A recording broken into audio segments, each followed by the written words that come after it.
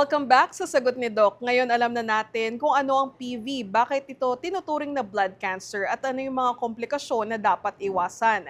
Pero ang tanong ngayon, kung may PV na, paano ito ginagamot? Sagot ni Doc? So yung polycythemia vera, ang pinaka-goal natin dyan is to avoid the complications. Magkaka-complication pag masyadong malapot ang dugo. So basically, dapat i-lessen natin yung pagkalapot ng dugo. Two methods ang ginagawa natin for all polycythemia vera patients. First of all, meron tayong tinatawag na therapeutic phlebotomy. Ito yung pagbawas ng dugo, parang nagdo-donate tayo ng dugo, no? So ang purpose nito is, syempre, mechanically tinatanggal natin yung dugo ng patient. Pangalawa, maganda ring magbigay ng aspirin. Kasi yung aspirin, piniprevent niya na magkaroon ng mga blood clot doon sa loob ng mga blood vessels natin. Ito ay para sa lahat ng polycythemia vera patients. Pero kung high risk ka, like I mentioned previously, kung medyo may edad na, may history na ng mga atake sa puso or stroke, may mga additional pa na mga gamot na pwedeng ibigay. So isang gamot na binibigay namin, commonly, madaling, very, very accessible, ang pangalan nito ay hydroxyurea. No? So one of the medicines siya na pwedeng magpababa ng ating mga blood cells. Doc, magpapa-therapeutic phlebotomy ka. Para ka nagdo-donate ng dugo, babawasan ng dugo yung katawan mo. Doc, di ba nagpo-produce din naman yung katawan natin ng dugo ulit? Paano yun habang buhay, itong phlebotomy? So, ideally, may target tayo na gusto nating ma-achieve, yung hematocrit na 45.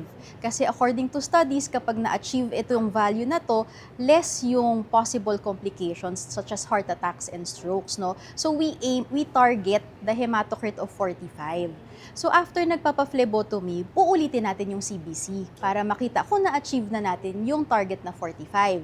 Once we have achieved that target, pwedeng itigil muna yung phlebotomy and then i-recheck lang natin yung CBC natin para malaman kung tumataas na ulit yung hematocrit or hemoglobin ng patient.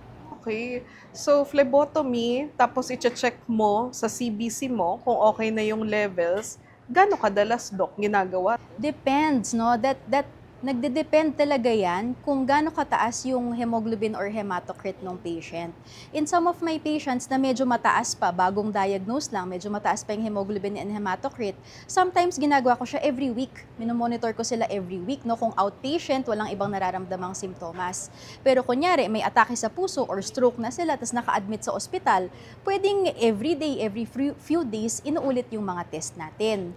Kung medyo stable na yung mga patient, long-term patients na sila, pwedeng as much as every 3 months na lang yung follow-up. So, hindi kailangan very frequent. Pwedeng depende talaga doon sa CBC ng patient. At sinabi mo nga, Doc, para kang nagdo-donate ng dugo. Masakit po ba yung phlebotomy o parang donation lang, parang nakahiga ka lang? Sa totoo lang, pareho lang po siya sa blood donation, no? It's exactly the same method. Except in therapeutic phlebotomy, yung nakuhang dugo, hindi siya pwedeng isalin sa ibang pasyente. Kasi masyado yung malapot, mahihirapan yung makaka-receive ng dugo na yun, na paikutin yung dugong yun. So usually, yung kinukuha nating dugo from therapeutic phlebotomy, tinatapon lang, no? Pero the process itself is the same. Masakit lang siya kasi malaki yung karayom, pero it's basically just parang nagdo-donate talaga ng dugo. Okay. Paano yun, Doc? Kung may PV ka, hindi mo alam na may PV ka, tapos gusto mong mag-participate sa mass blood donation, katulad doon sa mga offices na encourage ang kanilang mga empleyado na mag-donate. So yung mga mass blood donation kasi, usually they just get a lot of blood and then they do the testing after, no? So kung masyado namang malapot yung dugo, hindi nila yon ibibigay sa patients talaga. No? So they do the testing after. Okay, mahalagang impormasyon to, Doc, no? Na, okay, nag-donate ng dugo, pero i-screen pa rin Oo, nung of kumuha ng dugo. course, of Oo, course. para hindi maisalin sa ibang tao. Okay. Doon, Doc, sa mga sinabi mo mga gamot na binibigay mo, katulad ng aspirin, may mga side effects ba to? Yes, so lahat ng gamot, walang gamot na walang side effect, no? All medicines will have side effects. Ang pinaka-common na side effect for aspirin usually is pag medyo hahapdi yung sikmura.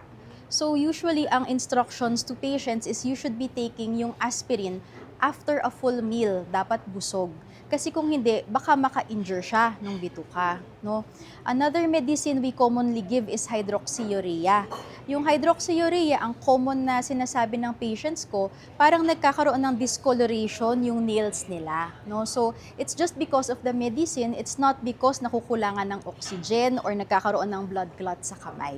So, kailangan din sabihan yung patients na ganoon para di sila matakot pag nagkaroon sila niyan.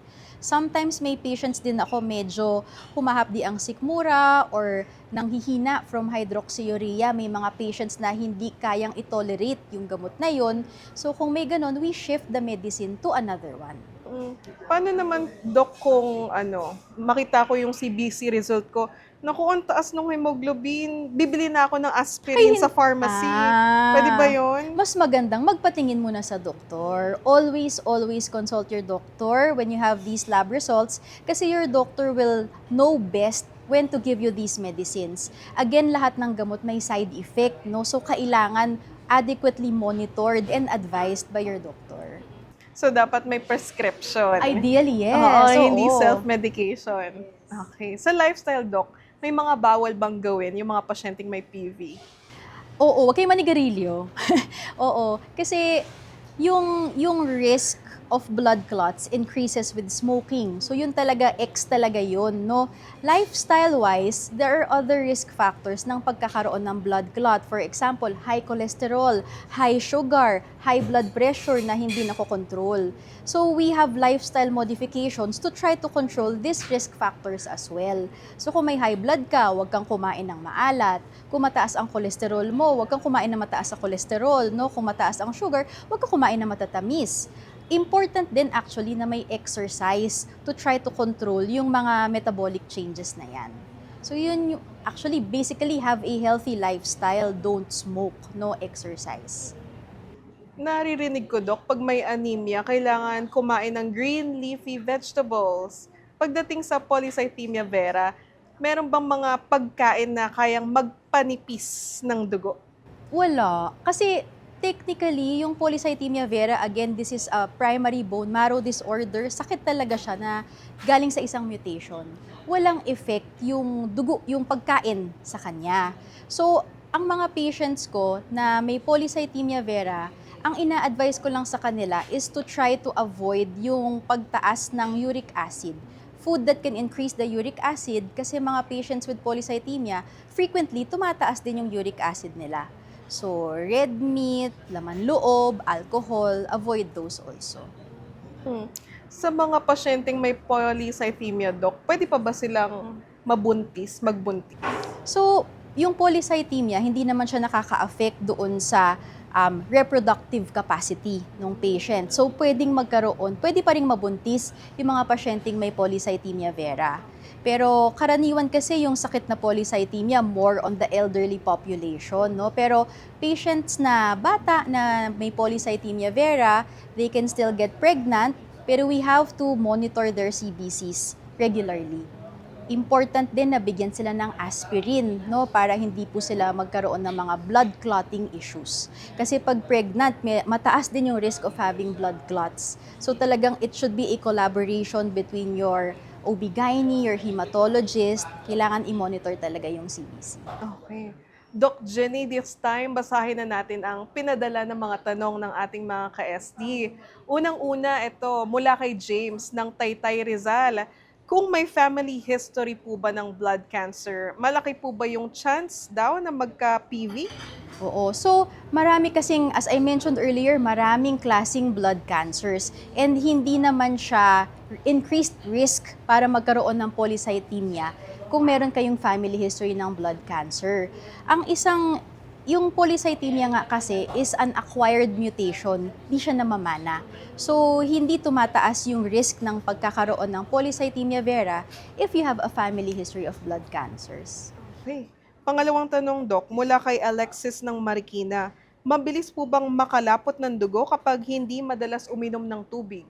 Yes. Actually, gaya nga nung ating parang illustration kanina, no? So, kung titimpla ka ng kape, maraming powder, konti ang tubig, malapot, no? So kung konti ang iniinom mong tubig, lumalapot ang dugo. kung marami kang iniinom na tubig, lumalabnaw siya. So isa talaga to sa mga measures or ways para ma-prevent yung pagkakaroon ng blood clots. You should be adequately hydrated. Very, very insightful information. Ito, Doc, mula kay Mika ng San Pedro, Laguna. Mas nagiging sensitive po ba sa init o lamig ang may polycythemia? So, technically, no, parang wala namang studies on this. Pero yung isa kasing mga na-experience ng mga pasyenteng may polycythemia, yung pangangate after taking a bath. So, sometimes it's the warm water during a bath na nagtitrigger nung pangangati nila. Di ko alam yung exact mechanism, but it may have something to do with yung mga blood vessels na na-affect doon sa warm water pag naliligo. Pero temperature-wise, parang hindi naman. Okay. Doc, panghuli na. Mula kay Larry ng Pasig City, posible po ba na ang pasyenteng dating anemic ay magkaka-polycythemia? So, magkaibang mechanisms sila entirely, no? Pero technically, pwede. Example, kunyari merong babae na may iron deficiency anemia kasi nagme-menstruation siya.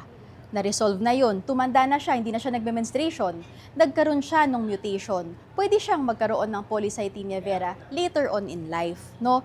Pero at the same time point, I don't think there's a patient who will have anemia and polycythemia vera at the same time. Pero, there are rare cases na may iron deficiency din yung pasyente, na may polycythemia siya, kaya minsan hindi nakikita yung pagtaas ng pulang dugo. Medyo namamask yung polycythemia kasi may iron deficiency din siya. So there is a possibility, no, na pwedeng may mga ganoong rare cases na mga pasyente. Oo. Pero usually, they're really separate. Doc Jenny, maraming salamat sa pagsagot ng tanong mula sa ating mga ka-ST. At syempre, maraming salamat sa mga nagpadala ng mga tanong na ating mga listeners at televiewers sa ABS-CBN, sa All TV2, All Radio 103.5, at All Radio TV sa Planet Cable Channel 3. Doc Jenny, break muna tayo ha. Sa pagbabalik natin, myth or fact tayo. Dahil sa dami ng information na nakikita natin online, marami pa ring myths and misconceptions tungkol sa polycythemia vera. Kaya huwag kayong bibitiw dito sa Sagot ni Doc. Sagot ni Doc!